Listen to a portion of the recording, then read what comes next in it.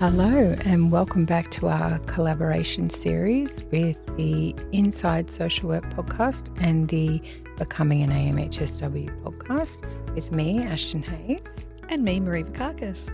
So in this episode, we're going to have a talk about self-doubt, which I think is something that a lot of social workers experience. And it can happen at any time in your career. It doesn't actually have to be something that happens at the start of your career when you're still not sure. I think all of us have experienced self-doubt at some time. Marie, has there been a time when feeling doubtful about yourself has meant you may not have said yes to an opportunity or that you almost said no? I think it starts before that, where the self-doubt, and I see this being a little gendered, not always. There is a lot of discourse around what women see in a job ad and how many of those criteria they feel they meet before they even consider applying. Mm-hmm. So I think there would be a component of that stopped me even putting my hat in the ring. Right. And giving some opportunities a go. So I wasn't even offered it to not take it. So I think that would definitely be one. I think, and this is something I still struggle with, I do have a narrative of not being a good enough writer. Okay. And some people say that with maths, you know how some people are like, oh, I'm no good with money. I just money doesn't make sense to me. We'll talk about that in our money series. But that has stopped me applying for things like PhDs. Right. And I think that that's something I would like to do, but I've never felt like a smart enough person to do that. Okay. And so constantly trying to challenge that. It's a learnable skill. It's something I can refine. Even, you know, a beautiful written blog post or a book has had multiple versions and editing. I just can't shake that. I'm not smart enough. I can't write. So I think that stopped me with some study. Okay. And it also frustrates me that so much of our study, especially my master's, my family therapy master's, the assignments were written. And yet all I do all day with people is talk and listen. Right. And so I found that a very interesting thing of I'm comfortable listening and talking and being in the space and reflecting back. What that's got to do with writing an essay baffles me. So I think it definitely has stopped me putting myself out there. And for a long time, as silly as it sounds, but even my surname being clunky and Greek just felt awkward. Right. That I was like, I don't know any podcasters with awkward surnames. They all had very Anglo, clean surnames. Sure. And so it wasn't until I heard some other podcasters, even some who English was a second language, just put themselves out there. I was like, oh, this is possible. And no one cares as much as I do. So I think it has stopped me putting myself in some spaces, and there's things that I keep working on in supervision and in therapy around that sort of exposure and not being too neutral all the time. I think social workers try really hard to be considered and measured and neutral and hold multiple positions into perspective, and that can come across in, I guess, branding and putting yourself out there as vanilla and not having strong opinions. And so trying to get comfortable with pissing some people off or having an opinion that is different and that being okay, I think is the next step of my growth edge. Interesting. I think the piece that you mentioned around writing versus being able to speak and listen when you're in session with people is something that actually comes up a lot in my work, where social workers, and it certainly happened to me as well when doing the accreditation process, will get very stuck. And I will say to them, but if you were in a room supporting your client and speaking to the interventions you were using and advocating pertaining to diagnoses and speaking in a multidisciplinary team space, you know what you're talking about, yes? And of course the answer is always yes. But when it comes to actually writing it down, it can just be so intimidating, I think, for people. Yeah, it can. And I, remembering that application, I found I used the dictation function a lot. So I did almost my entire honours thesis or research pathway, because doesn't really count as anyway, with the dictation function. So I would press the dictation and talk to the Word document And I found that easier to then edit and do it that way than just writing slabs and slabs of stuff. So I would almost have to reverse that as questions Yeah. and talk it out.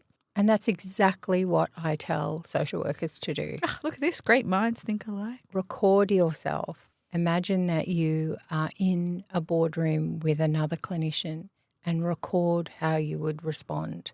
Because many times I've been inspired by social workers advocating and speaking in that space, in a multidisciplinary team space, who would probably balk at the idea of having to write it down or write a paper or present a thesis. So maybe it's not such a uncommon fear then.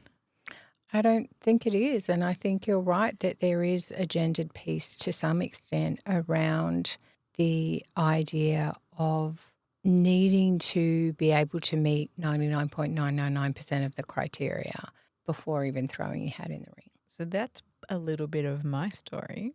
How about for you? Has self-doubt almost stopped you from an opportunity or taking a chance? Yeah, I think one of the times when I was a little bit concerned was about when I went from sort of a smaller leadership role to a bigger leadership role. And I was worried about the business planning, money side of things, because that was not really something that I could speak to specifically in that application. And I remember in my interview, I was dreading that question. And when it came up, I was pretty honest and transparent around it being an opportunity for growth for me. And I was successful in that role. And I'm so glad that I didn't hold back because of that one piece. And I got a lot of support to be able to do it, and I was able to do it well. But that role was so pivotal for me in so many ways that missing out on that would have just been a really awful thing to happen. What helped you push through that doubt? I think I decided to see it from the perspective of how I would coach and support people who were coming to me for supervision.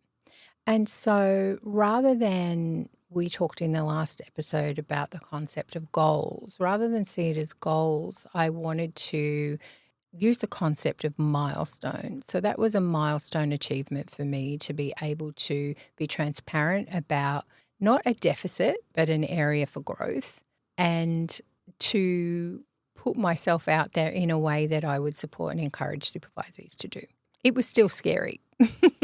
So one of those commonly used techniques of how would you talk to somebody else? So often when I'm working with empathy and that internal criticism and trying to think about self-compassion, I get people to think about what they would say to a friend, a young child, and our voice tends to be much more generous and kinder than our internal dialogue.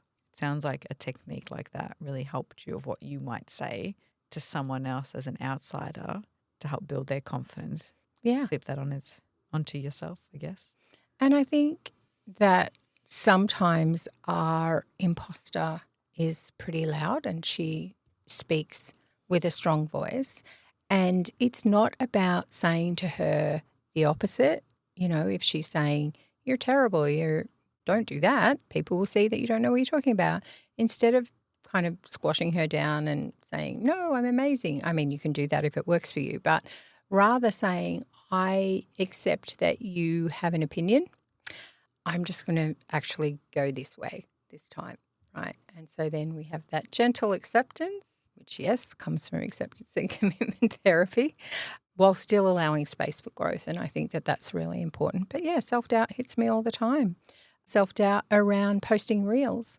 And I feel like engaging with people through reels is something that I really respond well to. The people that I follow, the people I'm really interested in. And you were really supportive for me in that space and helping with being just open about your process. And that really assisted me. I still have a lot of self-doubt in that area though. It's funny you mentioned the reels and content. I heard a long time ago, I was looking at the function of feelings. So when you are an ACT practitioner, ACT is, I think, one of the most life-changing modalities to learn because you can't do act, you have to embody it. Yeah. A person that I follow a lot and signed up to their newsletter is Susan David, and she talks a lot about the function of emotions. And so a while back I was thinking about working with particular clients, and we're looking at this idea of envy and how sometimes envy can have us act in ways that are outside of the healthy adult self of who we want to be. And I think that is coming up more and more in my work and increasingly in our communities where we're trying to influence change in one area, but there's this scarcity mindset or this fear of something being taken away or this envy that someone else got it easier than me. Right. And so I've been really curious about envy for a while. And one of the pieces that I came across, I cannot remember where I heard it, was how do we look at that feeling? How do you recognize it? And then trying to flip that to if you're envious about someone else's maybe success or their bravery, maybe it's telling you or it's showing you what's possible. And so when I started to look at that for myself, I thought there are all these particular people who are doing these amazing things. And instead of being envious about their bravery or their capacity, starting to think, oh, they're showing me what's possible. And this is more possible on a smaller scale now because go back 15 years ago, you had to be very, very well known to have a spot in the media. You could only be on certain TV channels, radio, print magazines. And now you can create content and you only need to look at people who are maybe one step ahead of you, not Hollywood movie stars. And so this idea of looking at envy and then looking inwards into, am I prepared to do what it takes to get there or what that person has sacrificed? Maybe not. Right. So I can take a step back, or is this showing me a path of what it could look like? And so that's helped me push through some of those fears a little bit, is finding other people who are a few steps ahead and then adopting a mantra of progress over perfection.